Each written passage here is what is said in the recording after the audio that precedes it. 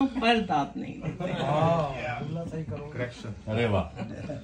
अच्छा जी, इतनी अच्छी फिजा बना के गए हो तुम कि मुझे नहीं समझ में आ रहा कि मैं अब क्या सुनाऊं। डैलस याद आ गया जब पहली मर्तबा मैंने ये सुनी थी मोना के घर से। तो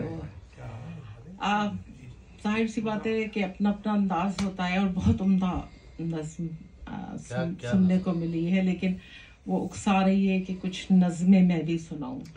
और मेरी मुख्तसर नज़्म है और आप कोई भी खौफज़दा ना हो, इसलिए कि ना एक सिलसिला है ये नज़मों का, लेकिन मैं उसमें से सिर्फ चंद बहुत मुख्तसर सुनाऊंगी। इश्क की ये सुलगती हुई आग अब सर्द होने को है। इश्क की ये सुलगती हुई आग अब सर्द होने को है। कोई कूजा भी अब आतशे सर्द में पक नहीं पाएगा। कोई कूजा भी अब आतशे सर्द में पक नहीं पाएगा।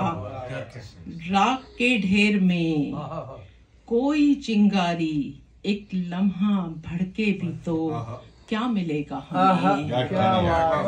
क्या मिलेगा हमें। कूजागर जानता है कि अब चाक भी गर्दिशे वक्त के सामने अपनी गर्दिश को कब का भुला बैठा है।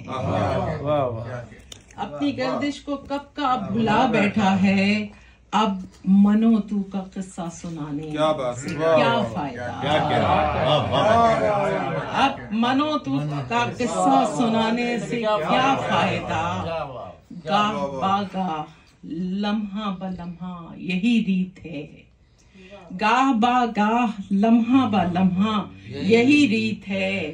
कारगाहे जहां में ये सदियों से है सिलसिला।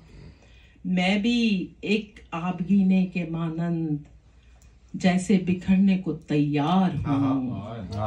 आबगीना हो या कोई कूजा हो या कोई जाम हो, क्या कहने सबकी किस्मत में जब है बिखरना तो फिर कब तलक हम बचाते रहेंगे इसे। इश्क की ये सुलगती हुई राख अब सर्द होने को है। यही बहुत शुक्रिया।